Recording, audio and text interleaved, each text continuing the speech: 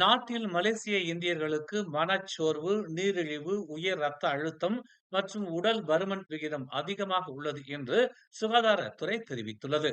தேசிய சுகாதாரம் மற்றும் நோயுற்ற தன்மை கணக்கெடுப்பின் தரவுகளின்படி வயது வந்த இந்திய சமூகத்தைச் சேர்ந்த 6.9 விழுக்காட்டினர், அதாவது 84,598 பேர் மன அழுத்தத்தால் பாதிக்கப்பட்டுள்ளனர் என்றும், இது தேசிய அளவில் 4.6 விழுக்காட்டை விட அதிகம் என்றும் சுகாதாரத்துறை அமைச்சர் டதஸ்ரீ டாக்டர் ஜுல்கிஃப்லி அஹ்மத் தெரிவித்தார்.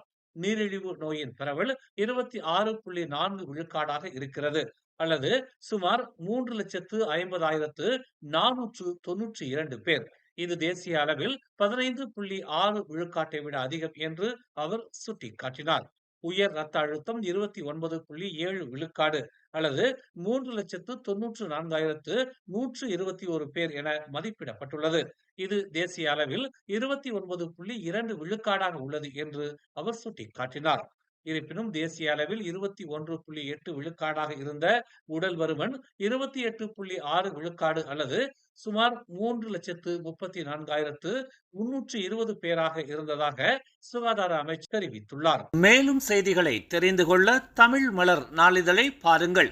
உடனுக்குடன் செய்திகளை தெரிந்து கொள்ள தமிழ் மலர் இணையதளம், தமிழ் மலர் செயலி மற்றும் மலர் டிவி யூடியூப் சேனலை வலம் வாருங்கள்.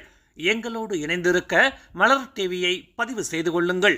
உறவுகள் மகிழ்ந்திட விருப்பம் மற்றும் பகிர்வு சேவையை சொடுக்கிடுங்கள்.